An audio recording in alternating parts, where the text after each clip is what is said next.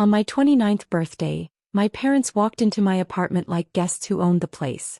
Dad wore that smug half-smile that always came before bad news. Mom clutched a folder of documents and an expression that screamed self-righteous victory. They didn't even say happy birthday. Instead, Dad placed the folder on my table and said, "Good news. We just secured your sister's business loan. Thanks to you." I blinked. "What?" He grinned wider. "We withdrew your savings, $2.6 million. You should be proud. Your money secured your sister's future." Mom added almost sweetly, "You would have wasted it anyway. You never understood family priorities." I didn't yell. I didn't cry. I just stared at them, two people who had raised manipulation into an art form. My name is Ava Monroe. I'm 29. And that morning I learned that blood may be thicker than water, but greed is thicker than both. For a moment they mistook my silence for defeat. Dad poured himself a drink, boasting about how family sacrifices build legacy. Mom talked about how money can come back but reputation can't. I just smiled. Because what they took wasn't my real savings. It was a decoy account I'd created 3 years ago. Same bank, same pattern, different destination. The fund they'd stolen was traceable, pre-flagged, and perfectly legal bait. The moment they touched it, they stepped right into the audit net. I stood, poured myself a glass of wine, and said calmly, "Happy birthday to me." They laughed, thinking I'd finally lost it. But inside I was already counting down, because in exactly 72 hours, the bank and the IRS would both be calling them. And this time I wouldn't lift a finger to help. 3 days later, the house of cards began to fall. I was sipping my morning coffee when the first call came, Dad's number flashing like a red alarm. I answered calm and slow. "What did you do?" he barked. "The bank froze all the accounts. They said something about an investigation." I leaned back in my chair, watching sunlight dance across the floor. "Oh, that. Yeah, I got an email too. Some kind of fraud alert, right?" "Don't play dumb, Ava," he shouted. "They think we laundered money." I smiled to myself. Strange. Maybe they should ask who transferred it behind him. Mom's voice cracked through the line. "Ava, fix this now. You're ruining our reputation. Your sister's distraught." I took another sip of coffee. "You mean the one whose future my money secured?" The silence that followed was beautiful. Dad finally muttered, "You'll regret this. We're family." I chuckled. "Exactly. And that's why I left breadcrumbs for the auditors, to make sure family gets full credit for their crimes." They started shouting over each other, panic leaking through every word. But I was already done listening. I hung up, exhaled, and texted my lawyer. "They accessed the flagged account. Time to proceed." Her reply came instantly. "Perfect. Sit tight. We'll let the feds handle it." That afternoon I finished a proposal for my own startup. The one my parents said would never make money. As my phone kept buzzing with their chaos, I smiled quietly. For 10 years they thought they were draining my life. But every deposit, every number, every file name had led them straight into a trap they built themselves. The birthday gift I'd waited a decade to unwrap. By the next morning, their panic had evolved into desperation. Mom showed up at my apartment unannounced, hair unbrushed, perfume fighting the smell of anxiety. She banged on the door like a debt collector, shouting my name so loudly that even the neighbors peeked out. When I opened it, she stormed inside. "Ava, you have to fix this," she pleaded, pacing. "The investigators came to the house. They asked about wire transfers, foreign accounts. Your father nearly fainted." I leaned against the counter, calm as still water. "I told you not to touch what wasn't yours." She turned, eyes glistening, tone sharp. "We're your parents. We raised you. Everything we did was for your future." "For my future?" I asked. "Or for the one you couldn't control anymore?" Her lips trembled. "You can't do this to your sister. She's innocent." I sighed. "You mean Emma, the future CEO who registered a shell company with Dad's name last month? Don't insult me, Mom. I do data security for a living." She froze. You knew." "I knew everything. The fake invoices. The withdrawals. Even the calls to your banker friend in Tampa. You both underestimated me because I kept quiet." She dropped onto the couch, face pale. "You set us up." I shook my head. "No, you set yourselves up. I just stopped saving you from the consequences." Her voice cracked. "Ava, please. We could lose everything." I looked her in the eye. You already did. The moment you treated me like your insurance policy instead of your daughter. She started to cry, but I didn't flinch. Because for the first time in years the guilt wasn't mine. And the silence between us finally sounded like freedom. By evening the story hit the news. Not front page, not yet, but enough to make them sweat. A small headline read, "Local couple under investigation for financial misconduct and wire fraud allegations." Beneath it was a photo of my parents outside their home, looking furious and terrified. I watched the report from my apartment, eating Chinese takeout and feeling strangely calm. It wasn't satisfaction. It was release. 10 years of manipulation finally collapsing under their own weight. My phone rang again, this time my sister Emma. Her voice cracked before she even said hello. "Ava, what did you do?" "Mom's a mess. Dad's talking to lawyers. You have to help us." "I already did," I said softly. "I told the truth." "You could have just talked to us," she cried. "Like the way you talked to me when you stole my savings with them?" I asked. She fell silent. "You knew, Emma. Don't pretend you didn't. You signed the transfer authorization." Her breathing quickened. "They said you'd never notice." "I noticed," I said. "I always notice. I just waited until the lesson would cost enough to matter." I heard her start to cry.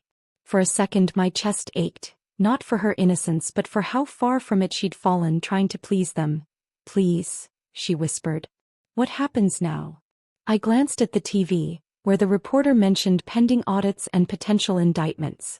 "Now," I said, "you all live with what you built just like I did." She hung up. I finished my food, closed my laptop and stared out at the skyline.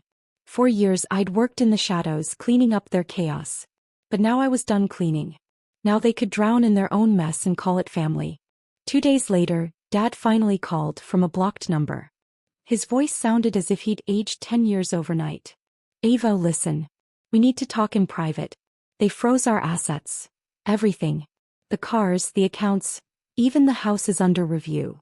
I leaned against the window, watching the city lights glow like tiny confessions. "I told you not to touch what wasn't yours, Dad." His breath shuddered. "They say you triggered this. You flagged the account yourself." "Technically," I said, smiling, "the AI fraud detection system I built for my company did it. I just fed it the right data." There was silence, then a low laugh that sounded half admiration, half defeat. "You really set us up, didn't you?" "I didn't set you up," I replied softly. "I set myself free." He hung up without another word. That night I sat on my balcony as a summer storm rolled in. Thunder rumbled like justice arriving late, but loud. My phone buzzed again. A text from Emma. "They lost everything. Mom blames you. Dad barely speaks. Are you happy now?" I stared at the screen, then typed back. "Oh, just at peace." I deleted her number after sending it. When the storm finally broke I felt it. Not guilt, not triumph, but clarity. The kind you only get after surviving people who call betrayal love. They once told me I was too quiet to make an impact. Now their silence echoed louder than any apology ever could. For the first time since I was a child, I didn't owe anyone an explanation. I just let the rain fall, washing away the last of their control, one drop at a time. A week later the news broke bigger than before. Front page headline: Florida couple charged with tax fraud and asset misuse. Their names. Their faces. Everywhere. The same people who once bragged about family pride were now being dissected by the media they used to impress. My coworker Noah slid the newspaper across my desk that morning. "These the folks you mentioned once? Demeva. Looks like karma didn't need your help." I smiled faintly. Karma got my memo early. It was strange how normal life felt while theirs crumbled. I still made my morning coffee, logged into meetings and reviewed contracts for my company's next $3.2 million deal. The contrast was almost poetic. But that evening an envelope arrived at my office. Unmarked, no return address. Inside, a handwritten note in my father's tight cursive. "You could have stopped this. You were supposed to be better than revenge." Beneath it was a faded childhood photo of the three of us at the beach. Dad holding me on his shoulders, both of us laughing. For a moment I couldn't breathe. Because he was right. I was supposed to be better.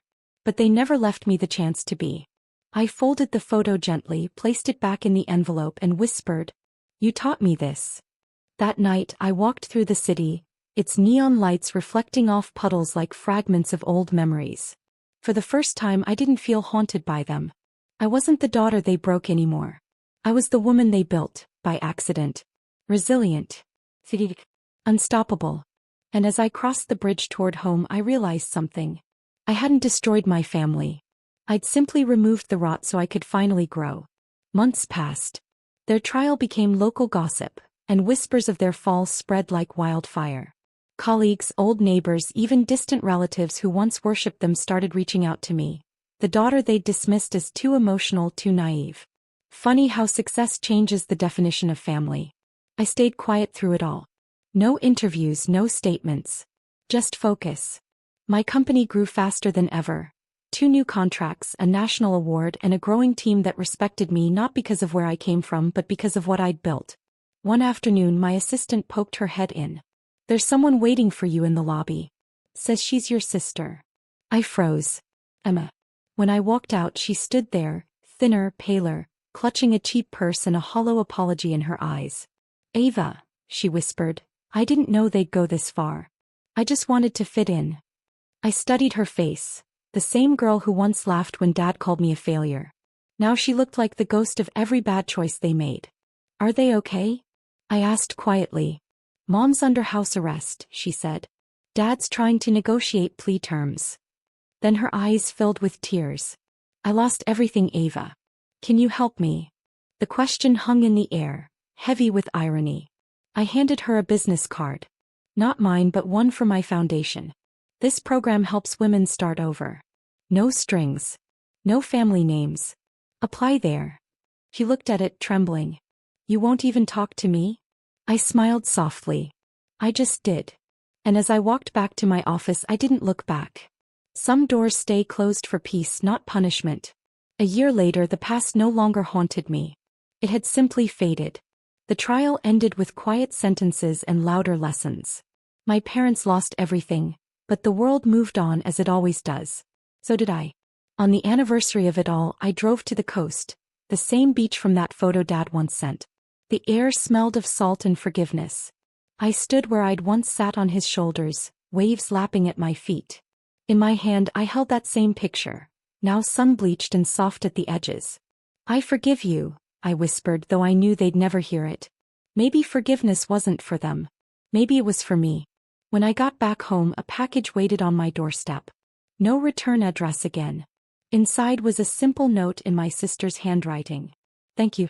The charity approved me. I'm rebuilding." For the first time in years I smiled without bitterness. I placed the note beside my desk under a frame that read, "Legacy isn't what you inherit. It's what you build." As the sun dipped beyond the skyline my phone buzzed. An email from a national publication. "We'd love to feature your story. From estrangement to empowerment." I stared at it for a long moment, then typed my reply. "Only if we talk about rebuilding, not revenge." Because the truth was simple. Revenge was never the ending. It was just the mirror that showed me who I'd become. And as I turned off the lights that night, I realized I didn't need closure. I already had peace.